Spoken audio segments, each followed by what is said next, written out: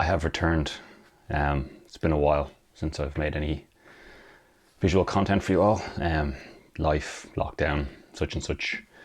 But we have some Formula One news, so let's get into it.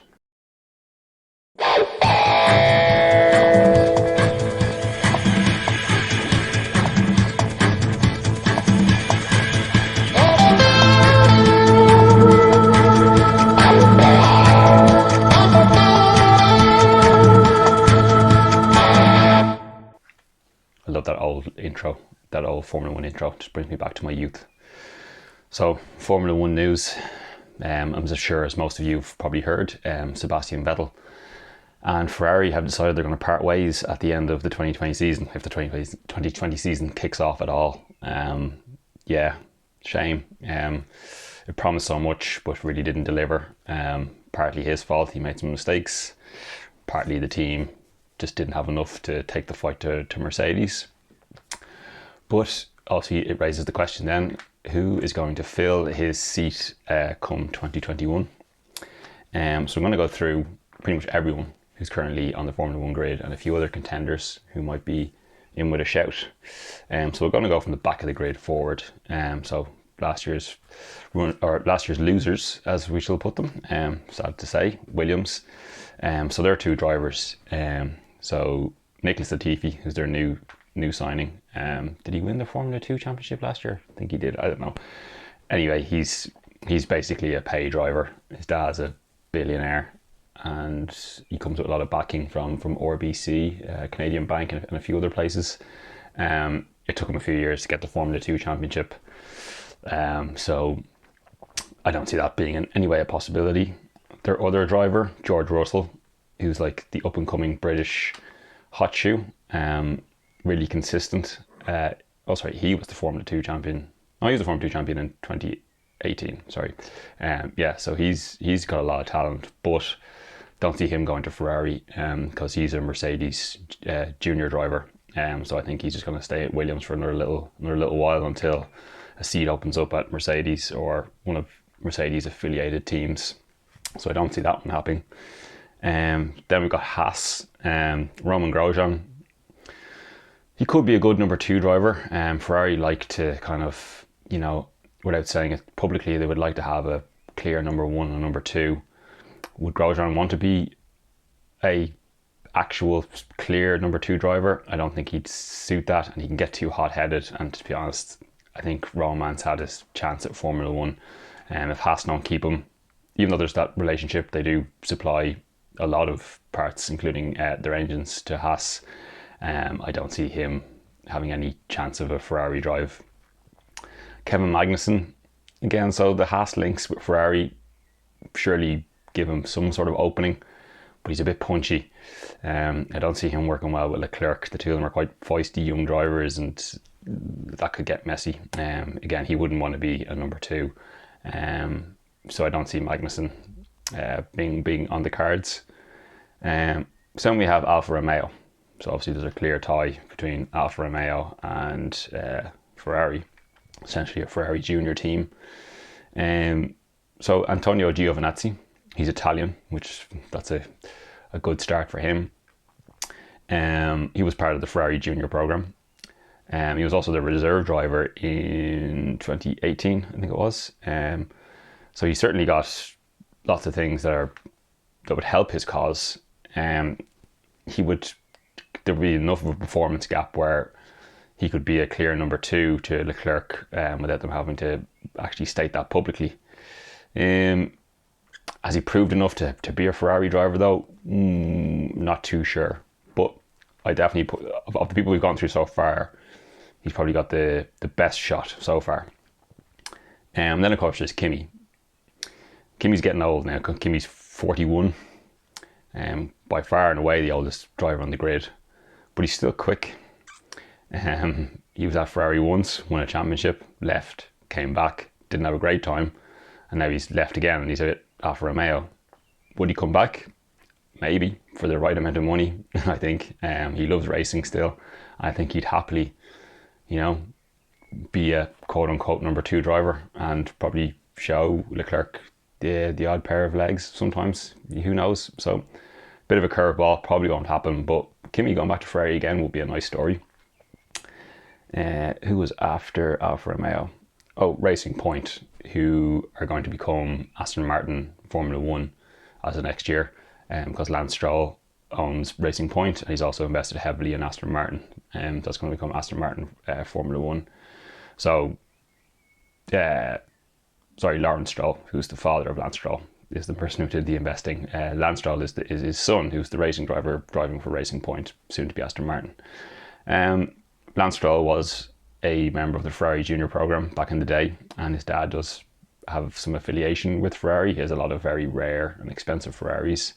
But daddy owning the team and only becoming essentially a works Aston Martin team, I think Lance Stroll's future is, I think that's with Aston Martin. I don't see him leaving what essentially will be his team to go to Ferrari. But most, if not every racing driver wants to drive for a Ferrari Formula 1 team, so I'm sure if they came knocking on his door, he will consider it, but I don't see it happening.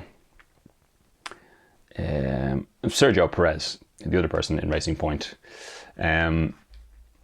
Lots of experience, great racing driver. Again, he was a member of the Ferrari Junior program back in the day. He left, because that's how he got his Formula 1 racing debut with Sauber back in 2012, I think it was, 2011, 2012. But then when Lewis Hamilton left McLaren in 2013, Sergio Perez went to McLaren and he kind of cut his ties with Ferrari then. That's not to say he couldn't get back. He obviously still knows plenty of people in Ferrari. He'd be a good set of hands, and it would definitely be his last chance, I'd say, at getting into a top team. So I wouldn't rule out Sergio Perez. A bit of a curveball maybe. He seems quite happy at Racing Point, but he's never going to become a world champion there. If they keep him on when it becomes Aston Martin works, maybe. But that's always going to be Lance Stroll's team, no matter what. So I'm going to put a curveball that he could be on the short list, Sergio Perez. Toro Rosso, who are now AlphaTauri, the Red Bull Junior team.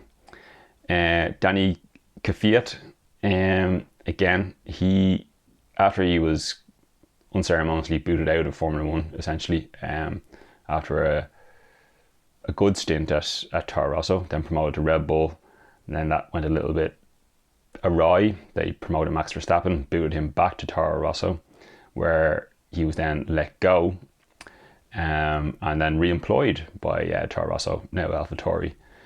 So he shows resilience. During his break between his two stints at Toro Rosso, AlphaTauri, he was actually Ferrari reserve driver for a season. So again, he has some connections with Ferrari, and they know him, and they have all the data on him, and they seemed happy enough to have him as a reserve driver. So again, I think another curveball could be Danny Kvyat. His contract is up at the end of this season, I believe, if the season goes ahead. So another curveball, Daniel Kvyat.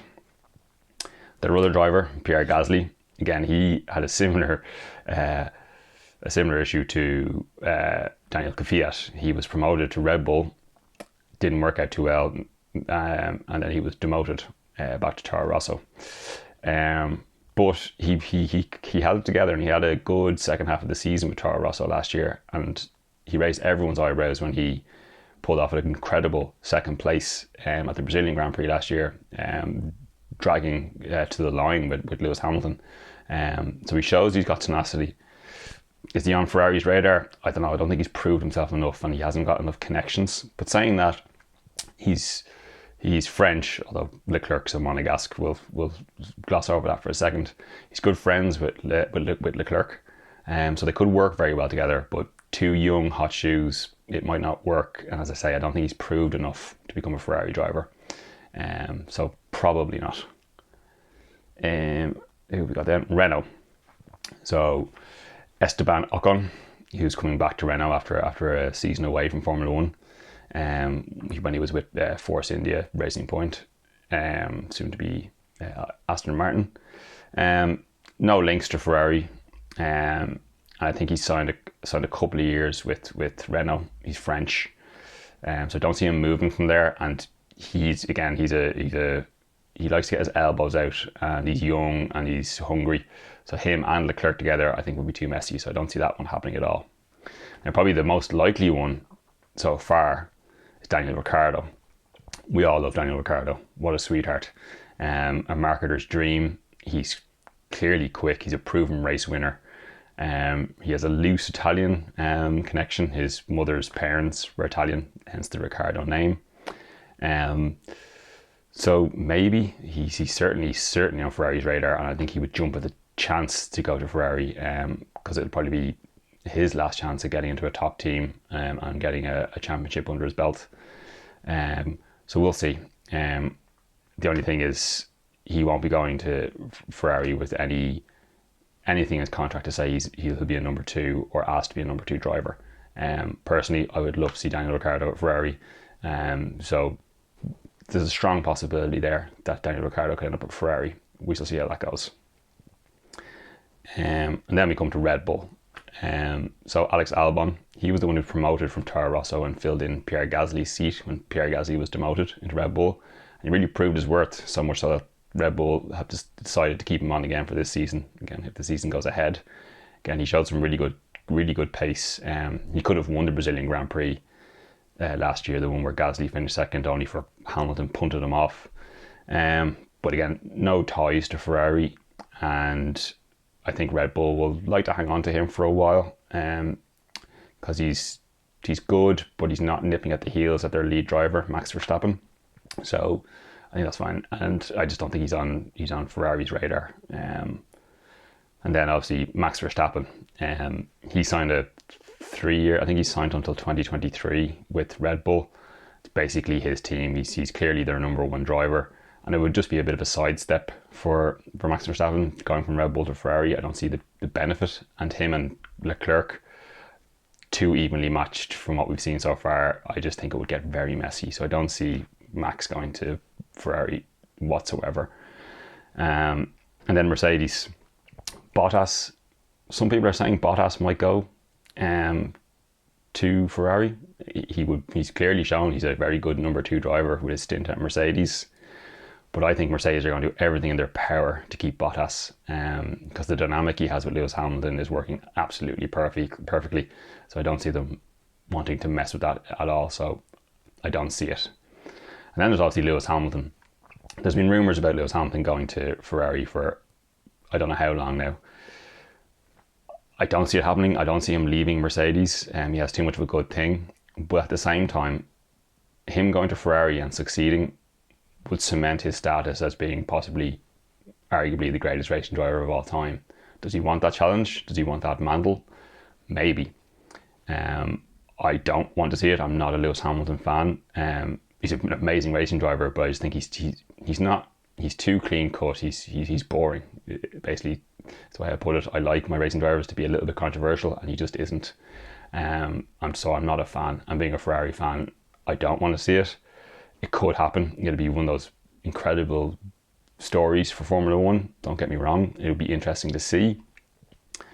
But will it happen? I don't know. I think he has too much of a good thing going on in Mercedes. And I just think him and Leclerc, again, that could cause a lot of sparks.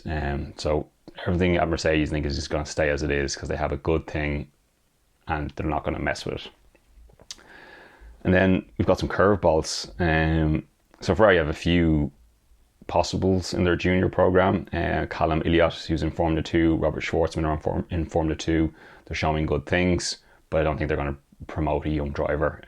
They don't need to. There's too many other talent out there, and they don't like taking on rookies, so I don't see any of them happening.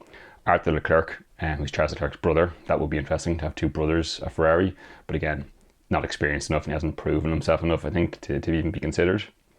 Robert Kubica, there was talks of him becoming a Ferrari reserve driver when he was decided to leave Williams at the end of last season.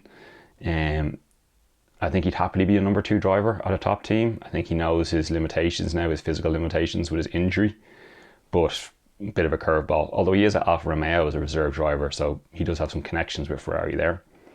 Nico Hülkenberg, who was let go from Renault at the end of last season, he's come out just recently saying he would happily come back to Formula 1 in a heartbeat. Steady set of hands. He's got plenty of experience. Has he proven enough to become a Ferrari driver? I don't think he'd want to be a number 2, but it's not out of the realms of possibility.